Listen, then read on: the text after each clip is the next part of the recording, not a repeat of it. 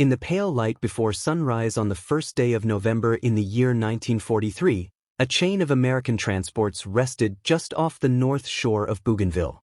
The sea rolled in long, slow swells that rose and fell under the hulls of the ships, and ahead of them a dark band of jungle hid the low coastline of Empress Augusta Bay. On those transports waited about 14,000 Marines of the 3rd Marine Division. Their landing craft hung ready, suspended beside the ships like steel shells waiting to be dropped into the water. Every man knew that once they descended, the morning would carry them toward an unknown beach under the shadow of a new campaign. Watching the dim line of shore was Lieutenant General Alexander Van de Grift, the Marine officer who had already endured the long and grinding struggle for Guadalcanal. Now he faced another test. Empress Augusta Bay had not been chosen because it offered comfort or safety. The beaches were narrow, the surf unpredictable, and the jungle stood so close that it seemed to lean over the sand. Yet this place lay within reach of the greatest Japanese stronghold in the South Pacific, a fortress whose destruction or isolation was essential if the war in this region was ever to move forward. That fortress was known as Rabaul. Rabaul lay at the northeastern tip of New Britain, wrapped around a deep harbor shaped by an ancient volcano. Dark ridges enclosed the bay, forming natural walls that the Japanese engineers strengthened with gun positions, tunnels, and airstrips. When Japanese forces captured the town early in the war, they transformed it into a massive military base. By late 1943, more than 100,000 Japanese troops and support personnel occupied the Rabaul area. They lived and worked in a maze of caves, bunkers, and underground galleries carved into the volcanic rock.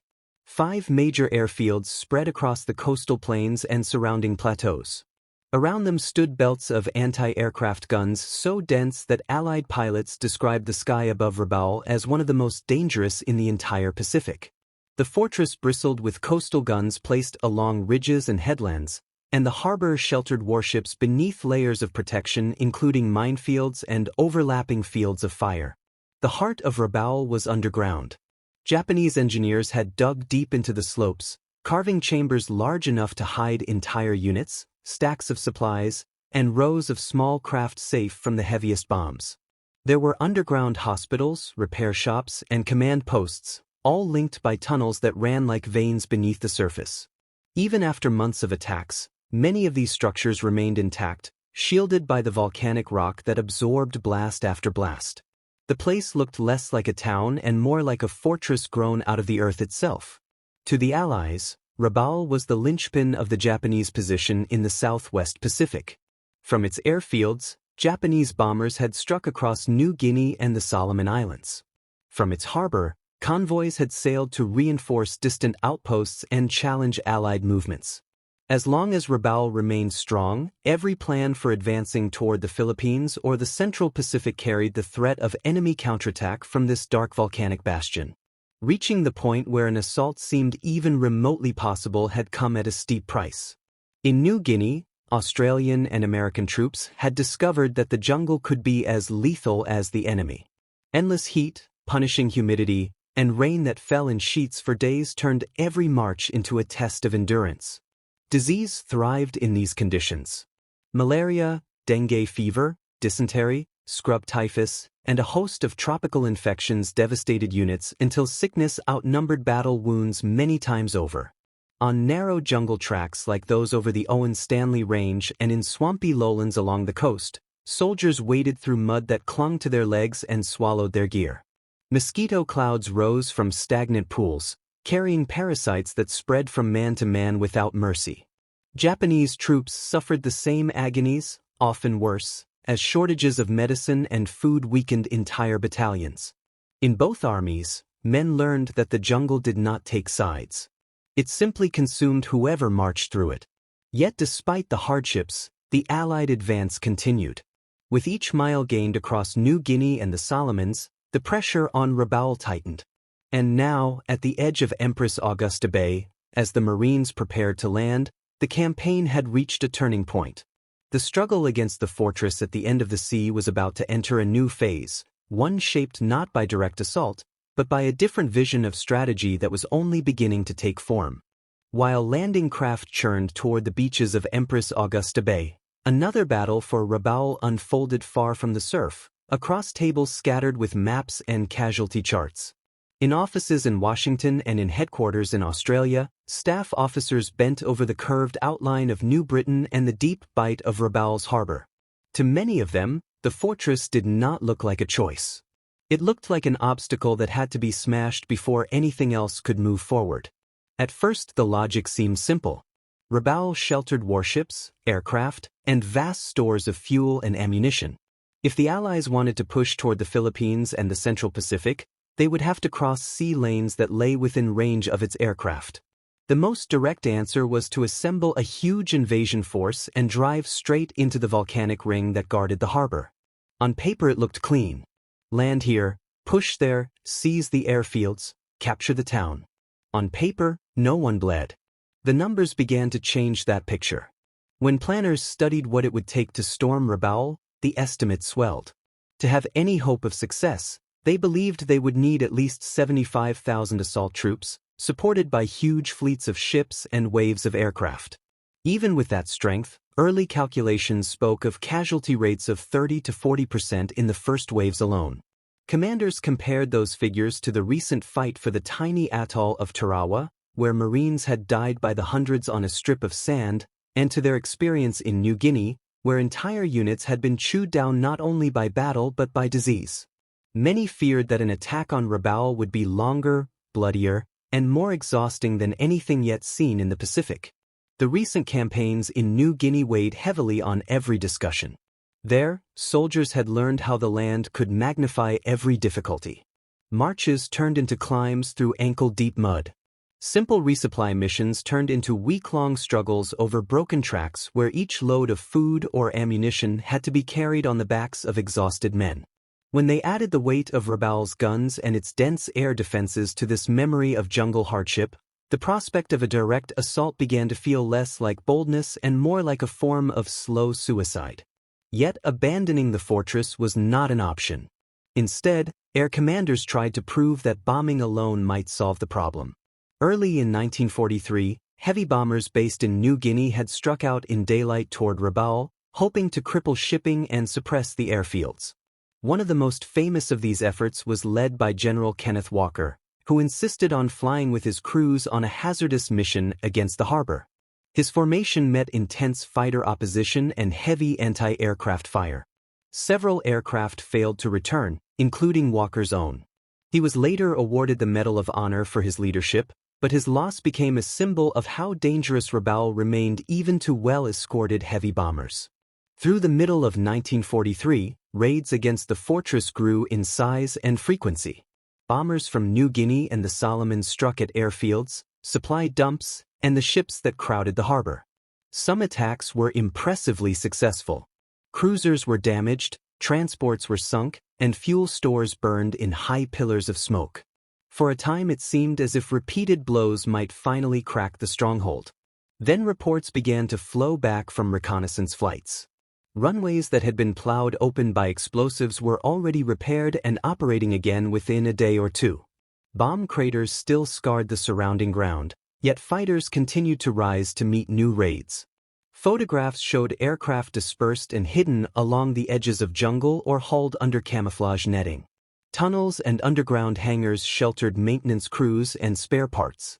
The more the Allies bombed, the more they realized that Rabaul had been built to absorb punishment. Air power could hurt it, but it could not easily erase it. At the same time, something new was happening along the coastlines that led toward the fortress. In New Guinea and the Solomons, Allied forces had begun to sidestep some Japanese positions instead of crashing head-on into every one. They seized key airfields and harbors, built bases, and left other enemy garrisons stranded behind them, supplied only by risky barge runs or not supplied at all. Those isolated units still fought hard when pressed, but slowly starved of ammunition, medicine, and food, they lost the strength to influence the wider war. This quiet experiment hinted at a different kind of solution. The seed of that idea could be traced back to a Marine officer named Earl Ellis, who had studied Pacific War in the early 1920s. Long before the conflict began, he had written about using island bases to leapfrog across the ocean, bypassing strong points, building airfields on selected islands, and cutting off other garrisons until they withered. Ellis had died years before the war, but his studies lingered in the files. Now his grim vision of methodical advance, island by island, seemed less theoretical and more like a map of what was actually happening. In Washington, the American Army Chief of Staff, George Marshall, began to frame Rabaul in a new way. To him, the fortress was not a prize to be mounted like a trophy. It was a tool of the enemy, one that could be broken by making it useless rather than by seizing every tunnel and gun position. If Allied forces could occupy surrounding islands, extend fighter cover, and pound the harbor and airfields until ships could no longer safely assemble there, Rabaul might be neutralized without a single assault wave storming its beaches. Not everyone agreed at once. General Douglas MacArthur, moving along the New Guinea coast, and Admiral Chester Nimitz, driving through the Central Pacific, both had their own views of how the campaign should unfold and how Rabaul fit into their routes. Debates went back and forth over which objectives to strike first and how much risk to accept. As those arguments played out, Marines clung to their shallow foothold on Bougainville, carving airstrips out of the jungle, while Japanese commanders at Rabaul continued to believe that one day they would meet the invader on their own beaches. Out beyond the dark ring of volcanoes, however, the shape of the campaign was already changing. The decision was moving toward a plan that would strangle the fortress instead of stabbing straight into its heart. Rabaul would remain a looming presence on the map, its guns and runways ready, its tunnels crowded with men and machines. But the seas around it would slowly become more dangerous, its supply lines would thin, and its aircraft would face growing waves of Allied fighters. The fortress at the end of the sea would not fall in a single storm. It would slowly be turned into a trap for the very garrison that depended on it. The first days on Bougainville did not feel like the beginning of a grand plan. For the Marines who waited ashore at Empress Augusta Bay, the campaign opened as a struggle simply to stay on the beach. The sand was narrow and soft, the surf rough enough to capsize landing craft, and the jungle behind the shoreline rose thick and tangled, filled with roots, swamps, and fallen logs that seemed to conspire against every step. Bulldozers snarled as they clawed through the undergrowth, trying to carve roads and clearings before the rains and the enemy could close in. Yet even in the confusion of the landing, the purpose of the new foothold was clear. The beachhead on Bougainville was not meant to become a grand base or a busy port. It existed to hold airstrips. From those strips, fighters and bombers would eventually reach out toward Rabaul, adding their strength to the growing pressure on the fortress. Until the runways were built, the entire effort was only a promise. The real front line ran not along the edge of the jungle but along the rough graded earth where engineers measured distances and checked compasses, imagining where aircraft would one day touch down. The work went forward under constant threat. Japanese aircraft from Rabaul and nearby fields had only to fly a short distance to strike the new lodgment. On many mornings, before the sun had fully burned away the coastal mist, the sound of engines rolled in from the north, followed by the sharp crump of bombs and the crackle of anti-aircraft guns along the beach. Aircraft revet at Rabaul lifted off in quick succession, guided by experienced pilots who knew the shape of Bougainville's coastline and the approximate location of the new Allied positions. For them, the bay was a fresh target that had to be crushed before it grew teeth. On the ground, the Marines and engineers learned to read the sky almost as carefully as their maps. They watched for faint specks and high contrails that meant another raid was on the way. When the alarm sounded, heavy machinery stopped, men threw themselves into shallow slit trenches, and the beach, which moments before had been alive with motion, flattened into a line of scratches on the sand. After the explosions passed and dust settled, the same men climbed out, brushed away dirt, and returned to grading runways or unloading ships. The pattern repeated itself so often that it became a grim routine. Japan's commanders at Rabaul understood that Bougainville threatened their position in a way no previous foothold had done. Other Allied bases lay at the limit of fighter range, or beyond it, forcing many bombers to fly without escort or to waste fuel on long detours. Bougainville was different. Once completed, its airstrips would place Rabaul well within reach of land-based fighters. The fortress would no longer dominate the surrounding seas from a position of relative safety. It would lie inside a growing ring of Allied air power. To prevent that, Japanese forces tried to crush the lodgment before it could mature. They launched air raids with bombers and fighters, and they began to move troops by barge and ship to nearby parts of Bougainville, planning counterattacks through the jungle. At the same time, they continued to defend Rabaul itself with fierce determination.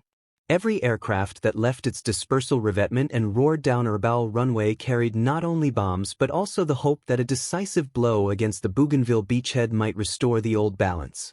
The Allies answered by widening their own network of airfields. On New Guinea, on the Solomons, and now on Bougainville, engineers and construction units hacked out strips wherever the terrain allowed. Swamps were drained, coral was crushed and rolled flat, and pierced steel planking was laid down in long glinting lines. Each new runway shortened the distance to Rabaul and gave bombers more choices of route and altitude. The sky above the southwest Pacific grew busier with every passing week.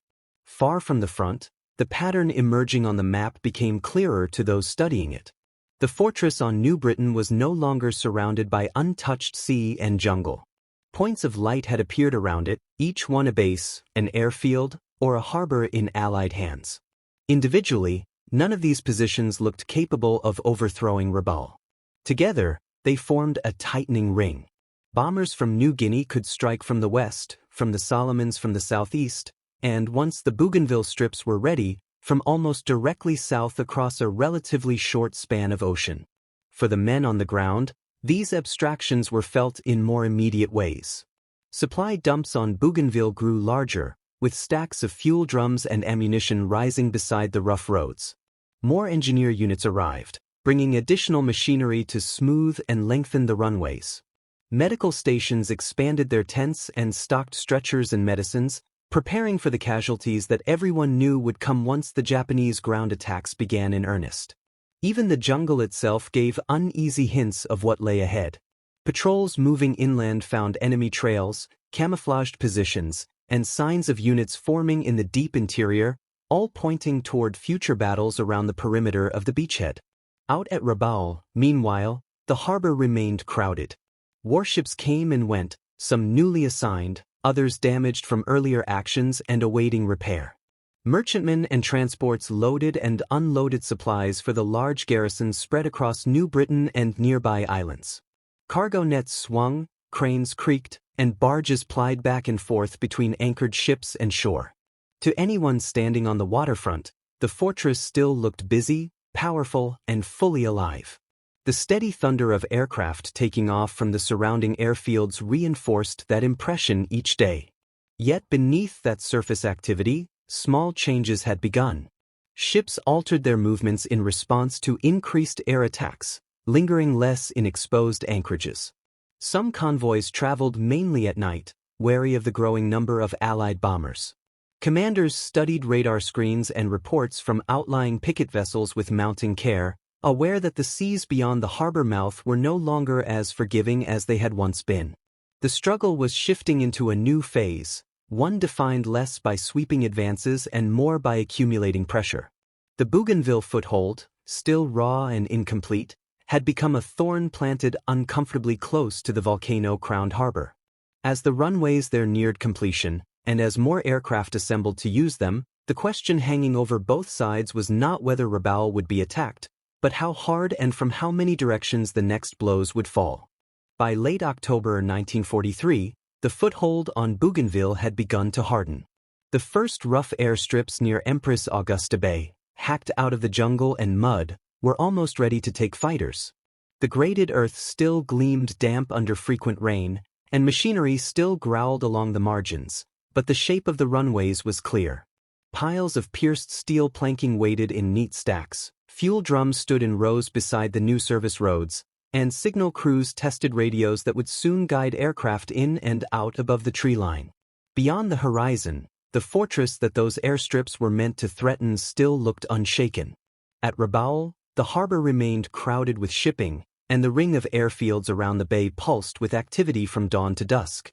Japanese commanders believed that time still favored them. They had recently reinforced their air strength, bringing in veteran carrier pilots and aircraft from distant bases. With these reinforcements, They hoped to smash the Bougainville lodgment and reassert control over the northern Solomons. The first sign that the air war was changing came from the west. Land-based bombers and fighters from New Guinea had already been striking Rabaul in a series of heavy raids. They flew at low altitude over the sea, skimming wave tops to avoid radar, then rose into a storm of anti-aircraft fire as they charged into Simpson Harbor and the airfields inland. Crews who survived spoke of walls of bursting shells and tracer streams that laced the sky, of bomb runs made through smoke and fragments while ships and dock installations flashed beneath them. These October attacks damaged shipping and air facilities but did not silence the fortress. Runways torn open by bombs were patched with astonishing speed by teams of engineers and laborers who filled craters, rolled fresh surfaces, and moved aircraft to new dispersal sites at the margins of the fields. Ships that took hits were repaired or replaced, and fresh aircraft arrived to refill depleted squadrons. Rabaul still appeared capable of launching strong counterblows. Then the invasion of Bougainville shifted the balance. In response to the landings at Empress Augusta Bay, the Japanese High Command ordered a powerful cruiser force to Rabaul. Heavy and light cruisers, with their destroyer escorts, arrived in the harbor after steaming south from the Great Base at Truk. Their mission was clear. They were to sail against the Allied shipping off Bougainville and crush the support fleet that fed the new beachhead. To Allied leaders, that concentration of naval power presented a grave danger. The newly established lodgment depended on a thin lifeline of transports and escorting warships. If the cruisers at Rabaul could slip out under cover of darkness and fall upon those ships, the result might undo all the hard work of the landing and leave the Marines on Bougainville fighting with dwindling ammunition and supplies. The answer came from the sea, but this time from Allied carriers. A task group built around the fleet carrier Saratoga and the light carrier Princeton surged north under the cover of bad weather, driving at high speed through the night toward the volcanic outline of New Britain. Their objective was not the town itself but the warships clustered in the harbor. At dawn they reached their launch point and turned into the wind. One by one, aircraft clawed into the gray sky, diving out of the low clouds toward Rabaul. For the pilots and crews, the raid that followed was one of the most dangerous missions yet attempted by carrier aviation in the Pacific. Rabaul was no isolated atoll with a handful of guns. It was a packed fortress with multiple airfields and heavy anti-aircraft batteries arranged in depth. As the strike groups swept in over the bay, they met both a storm of fire from below and a swarm of defending fighters from above. Bombers and torpedo planes twisted through the barrage, lining up on the cruisers and destroyers below, while escorting fighters clawed at the enemy aircraft that tried to break into the attack formations. Over Simpson Harbor, the air turned into a tangle of smoke, fire, and frantic movement. Bombs fell among the cruisers, throwing up tall columns of water and flame. Some near misses broke hull plates and twisted superstructures, while direct hits sent fires racing along decks and into engine rooms. Torpedoes ran in beneath the surface, striking at ships as they tried to maneuver out of the trap. The Japanese vessels answered with their own dense anti-aircraft fire, filling the air with bursts that shredded some attackers and forced others to jink wildly at low altitude. When the carrier aircraft finally pulled away and turned back toward open water, they left behind a harbor filled with damaged warships. Several cruisers had taken heavy punishment and would require long periods in distant shipyards. Others were less badly hurt but still shaken. The carefully assembled striking force that had been meant to counterattack at Bougainville was no longer fit for a bold night raid against Allied shipping. Instead, many of the surviving ships withdrew from Rabaul, limping away to safer ports farther north. As the carriers retired, land-based heavy bombers rose from New Guinea to deliver their own blows, following up on the damage. Together, the combined attacks did not annihilate the Japanese fleet on the spot, but they achieved something just as important. They removed the immediate naval threat to the Bougainville lodgment and proved that even the most heavily defended stronghold could be hit hard from the air when forces were carefully concentrated. The November raids did more than shatter a cruiser force. They also marked a turning point in the struggle for air control over Rabaul. Each major attack cost the Japanese irreplaceable experienced pilots. Many of the aviators sent to the fortress had trained for years and had fought since the early days of the war. When they were lost in combat over the harbor and its surrounding fields, there were fewer skilled hands to take their place. Replacement pilots arrived with less training and fewer flight hours, thrown into one of the most intense air battles of the Pacific without the gradual seasoning that earlier generations had enjoyed. From this point on, the air war over Rabaul became a grinding contest of attrition that the Japanese could not afford. The fortress that had once projected power across hundreds of miles now found itself spending more and more of its strength simply trying to defend its own skies. Each time Allied aircraft appeared over the bay, fighters rose to meet them. Each time, some of those fighters failed to return. On Bougainville, the effect of this shift could be read in the growing confidence of the units building and expanding the airstrips. Raids from Rabaul still came, and bombs still fell on supply dumps, roads, and partly completed runways. But the number of attacking aircraft gradually declined, and their formations lost some of the tight discipline that had once marked veteran squadrons. Anti-aircraft gunners along the beach learned to track incoming raids that were smaller and less well-coordinated than those that had thundered over in the earliest days. As the month passed, more Allied fighters began to operate regularly over Bougainville, and scouting flights probed ever closer to New Britain. Photographs brought back from these missions showed not only damage from recent raids but also changes in the traffic that flowed in and out of the Great Harbor. Some anchorages were less crowded, some piers less busy. The volcano-ringed fortress still looked formidable, its gun positions intact and its tunnels stocked, yet the patterns of movement that had once given it life were beginning, very slightly, to thin. Nothing in these snapshots suggested that Rabaul was close to collapse. The garrison remained large, the defenses strong, the underground complexes well supplied. But the direction of events was clear to those who studied the maps and reports. The sky, which had once been the fortress's greatest ally, was slowly turning against it. The air above New Britain would only grow more crowded with Allied aircraft as new bases came into operation and as the wider strategy of encirclement moved into its next, more relentless stage. As the year 1943 slid toward its end, the fighting around Rabaul changed tempo but not intensity.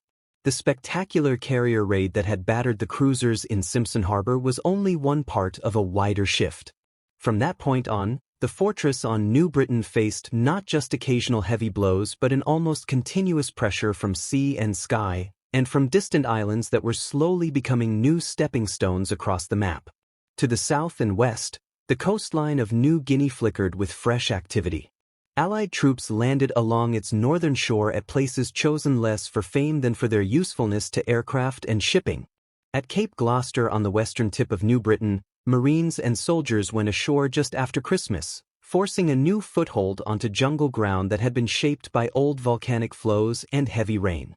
They fought through sodden forests and along muddy airstrips, enduring the same mix of rain, heat, and disease that had plagued every earlier New Guinea campaign. Yet the goal remained steady. Each new base along that shore would send aircraft a little closer to Rabaul and would make the sea routes around the Great Harbor a little more dangerous. On scattered islands to the east and north, similar scenes unfolded. Engineers and infantry landed on coral beaches, pushed into coconut groves and scrub, and began the familiar work of clearing fields and laying down pierced steel planking. The pattern became almost ritual. Secure a beach, carve a perimeter, push out patrols, then bring in the heavy machinery. Crush rock, roll runways flat, build fuel farms and ammunition dumps. Within weeks, aircraft that had previously been operating at the very limit of their endurance were able to use new forward strips, turning long flights into shorter, more efficient missions. In February 1944, landings on the Green Islands to the east of Bougainville created yet another base within reach of Rabaul. Around the same time, the Admiralty Islands to the west were seized after a bold reconnaissance in force confirmed that Japanese resistance there was weaker than expected.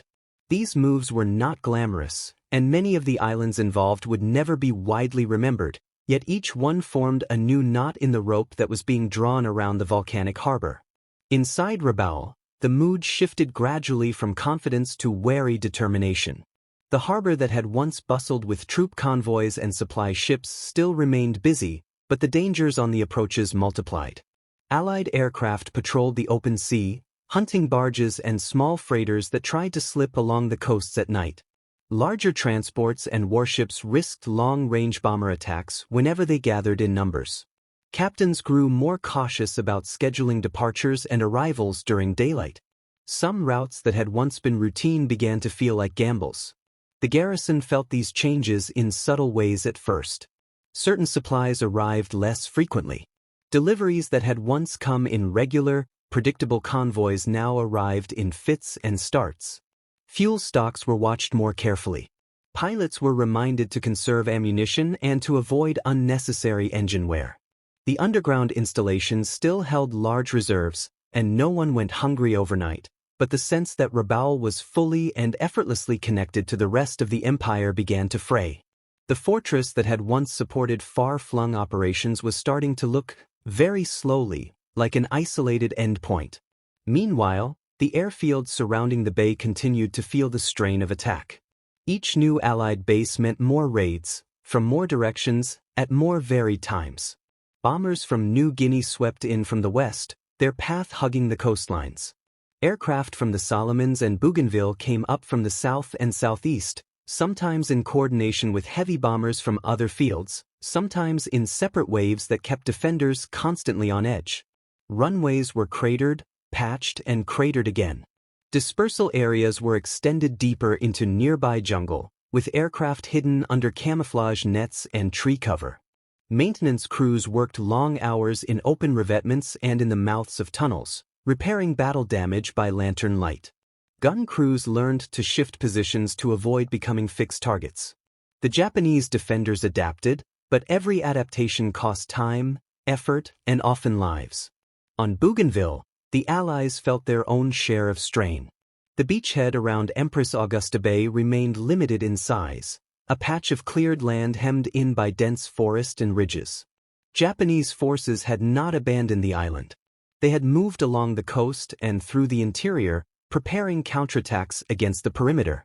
When these attacks came in early 1944, they were fierce and determined, launched by troops who knew that the new bases threatened the lifeline of Rabaul itself.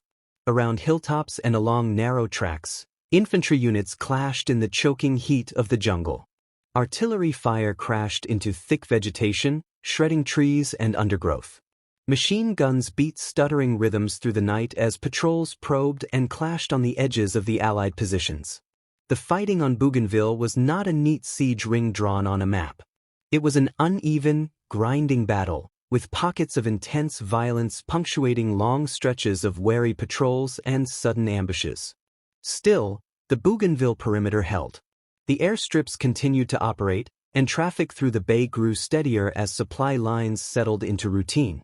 Each Japanese ground assault that failed left behind casualties and exhausted units that could not easily be replaced or reinforced. For the troops of the Rabaul garrison committed to these efforts, the island campaign consumed strength that might otherwise have been used to defend the fortress itself or to launch operations farther afield. By the spring of 1944, maps in Allied headquarters told a story that was hard to miss. Bases ringed Rabaul in a wide arc stretching from New Guinea through New Britain and the Solomons to the Green Islands. The range circles drawn around each new airfield began to overlap more and more thickly over the volcanic harbor. The once imposing Japanese bastion now sat under intersecting spheres of influence from land-based aircraft that could be launched in waves from several directions. At the same time, planners in the wider Pacific War had begun to look beyond Rabaul entirely.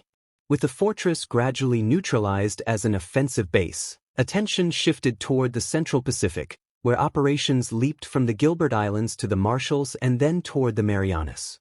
The Great Harbor on New Britain still loomed on regional maps, but in the larger view of the war it was already starting to slip from the center of the stage. Its ability to influence campaigns on distant shores was shrinking, replaced by new clashes far to the north.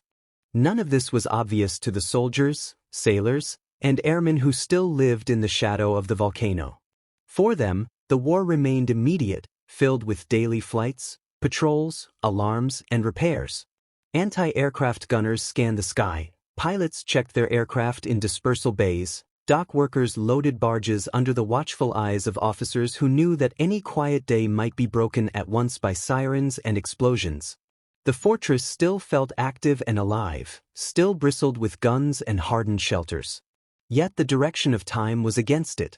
Each new Allied island base, each additional runway, and each convoy that successfully reached Bougainville or New Guinea without serious interference marked a small tightening of the noose.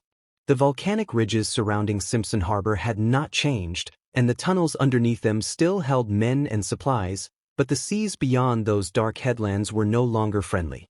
Step by step, the grand citadel that had once intimidated an entire region was being pushed toward a new and very different role.